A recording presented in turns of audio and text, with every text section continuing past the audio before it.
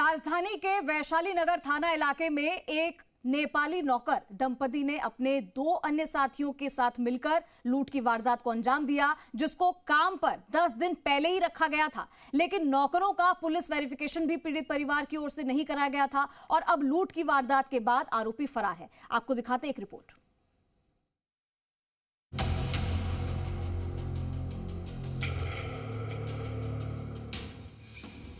लूट की वारदात को अंजाम, नेपाली नौकर दंपति की करतूत, लाखों का सामान लेकर रफू चक्कर, आरोपी की तलाश में पुलिस।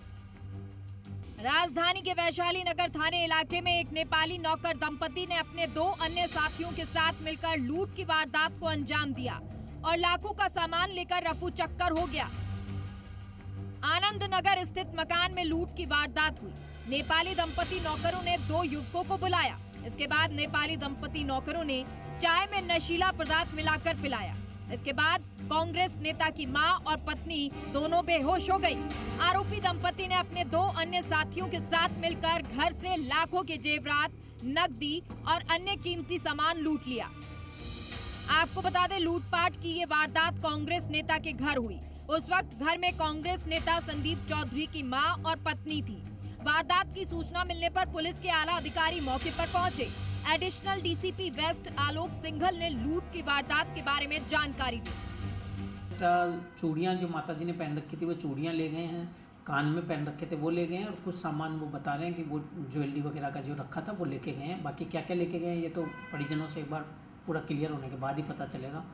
घटना को देखते हुए श्रीमान डीसीपी साहब ने मौका विजिट कर लिया था और एफएसएल की टीम भी मौके पे आ गई थी।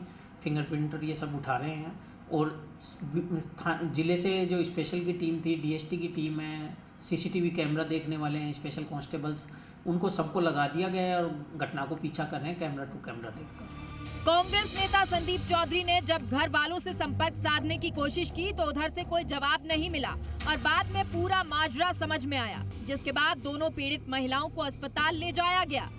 तो उन्होंने जिस पे अपनी बेटी को फ़ोन किया तो जब उन्होंने उठ के देखा तो उन्होंने ये पाया कि जो मेरी मामी हैं वो भी बेहोश मिली, मेरी नानी भी जो थी वो बेहोश मिली। उनके चेहरे पे कुछ निशान थे और जब देखा गया तो ये देखा गया कि लूट की वारदात की गई है। जो नेपाली रखे गए थे अभी 10-12 दिन पहले और कुछ अलमारियाँ टूटी हुई थी और उसके बाद में जब कैमरे में देखा गया तो ये पाया गया कि वही लोग वारदात करके गए जिसमें उन्होंने दो बाहर से अन्य व्यक्तियों का साथ लेते वो उस वारदात को अंजाम दिया। पुलिस ने जब मकान में लगे सीसीटीवी कैमरों की फुटेज खंगाली तो चारों आरोपी वारदात को अंजाम देने के बाद फरार होते नजर आए। आरोपियों के नेपाल भागने की संभावना को देखते हुए दो टीमों को नेपाल बॉर्डर भी रवाना किया गया।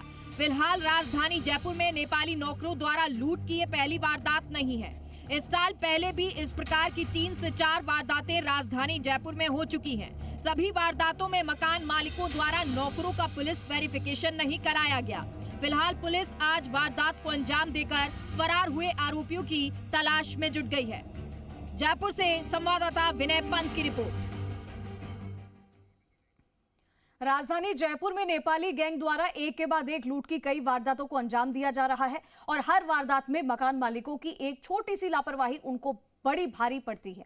जयपुर में नेपाली गैंग द्वारा अब तक जितनी भी वारदातों को अंजाम दिया गया है उनमें मकान मालिकों द्वारा घर पर काम करने के लिए रखे गए नौकरों का पुलिस वेरिफिकेशन नहीं कराया गया था। कल राजधानी के वैशाली नगर थाना इलाके में कांग्रेस नेता के घर लूट की वारदात को अंजाम देने वाले नौकरों को भी 10 दिन पहले काम पर रखा गया था। नौकरों को दिल्ली की एक एजेंसी के जरिए रखा गया था जिनका पुलिस वेरिफिकेशन मकान मालिक के द्वारा नहीं करवाया गया था और यही भूल इन पर भारी पड़ती है। पुलिस वेरिफिकेशन नहीं करवाते हैं, इसके बाद ऐसी घटनाएं होती है और चोर वारदात को अंजाम देकर रफू चक्कर हो जाते हैं।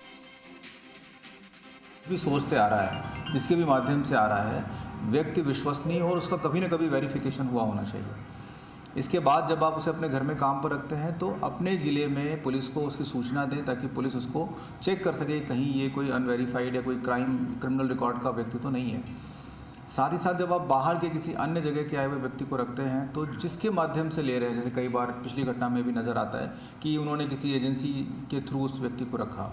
अब हमें जो जानकारी मिल रही है वो ये बताती है कि इस तरह के बहुत सारे गिरोह हैं जो कि एजेंसी वाला बन करके अपने लोगों को घरों पे प्लांट करते हैं, उसके बाद में वारदात करके उस व्यक्ति को फरार कर देते हैं। तो ये एक तरह का मोडस ऑपरेंडी है जो नज़र आता है। चलिए, हमारे साथ हमारे सहयोगी विनय पंत जुड़ गए लाइव, सीधा रुख करेंगे तमाम अपडेट के लिए। विनय, घर में लोग नौकर इसलिए रखते हैं ताकि उनके घर का काम आसानी से हो जाए, वो बाहर जाए तो घर को कोई संभाल ले।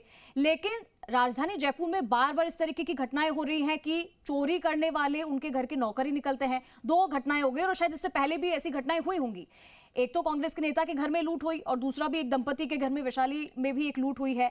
लेकिन इसके पीछे की वजह यह रही कि पुलिस वेरिफिकेशन नहीं था। आखिर क्यों ये जरूरी है, क्यों ये लोग नहीं करवाते हैं जिसका अंजाम इनको भुगतना पड़ता है? जी बिल्कुल, देखिए यहाँ पे जितनी भी वारदातें हुई हैं जयपुर में नेपाली जो गिरोह के द्वारा जो अंजाम दी गई है, उसमें सब में ये चीज़ निकल के सामने आई कि उनका पुलिस वेरिफिकेशन नहीं था।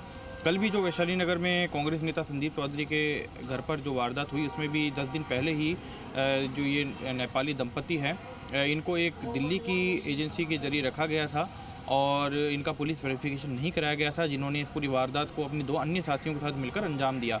इससे पहले भी यदि हम बात करें तो विद्याधर नगर थाना इलाके में भी इसी तरह से एक सैनिटरी व्यापारी की पत्नी को यहाँ तक कि बंधक बनाकर और उस पर जानलेवा हमला करके वहाँ से भी लाखों की नकदी और ज्वेलरी लूटकर जो नेपाली गिरोह है वो फरार हुआ था, जिनको नेपाल बॉर्डर से पकड़ा गया था। और उससे पहले भी यदि हम बात करें तो जो ईस्ट ज़िला है कमिश्नरेट का, वहाँ पर भी कानोता बाग में इसी तरह की एक वारदात हुई थी, जिसमें एक वृद्धा को बंधक बनाकर जो नौकरानी जो कि कुछ दिनों पहले ही रखी गई थी, 7 दिन पहले, वो उसने अपनी नेपाली गिरोह के साथ मिलकर वहाँ से भी लाखों रुपए की जो नकदी है वो लूटी थी। और उसमें अभी तक कुछ लोग जो हैं वो फरार चल रहे हैं, जो कि नेपाल में है, और उनको भारत लाने का प्रयास जो है पुलिस द्वारा किया जा रहा है। तो ऐसे और ना जाने कितनी वारदातें हैं जो कि जयपुर में हुई है और सब में लापरवाही रही है मकान मालिकों की, जिन्होंने पुलिस वेरिफिकेशन नहीं कराया। हालांकि पुलिस ने नज़र ऐप जो है वो लॉन्च की थी कुछ समय पहले ही, उसमें नागरिकों को काफ़ी सहूलियत दी गई थी कि अगर वो किसी भी तरह का कोई नौकर घर पे रखते हैं या दुकान पे किसी तरह का कोई हेल्पर रखते हैं तो उसका पुलिस वेरिफिकेशन बिल्कुल, और ये बिना जरूरी बड़ी आसानी से कराया जाता है। लेकिन ये लोगों को कैसे समझाया जाए कि पुलिस वेरिफिकेशन कराना बहुत, और आजकल के जमाने में ये सारी चीजें बहुत जरूरी है। और ये कोई 1-2 घटनाएं नहीं है, बार बार लगातार जयपुर में इस तरीके की घटनाएं हो रही है। हालांकि जिसका आप जिक्र कर रहे हैं कि वो दोनों चोर जो गैंग थी वो नेपाल चली गई है, नेपाल भाग गई है, अब उनको वहां से क्या वापस लाया जा रहा है, ये अपडेट मिली है? जी बिल्कुल, देखिए कल जो वारदात हुई है वैशाली नगर में, उसमें भी नेपाल बॉर्डर के पास से कुछ संदिग्धों को पुलिस ने डिटेन किया है, जिनसे पूछताछ की जा रही है।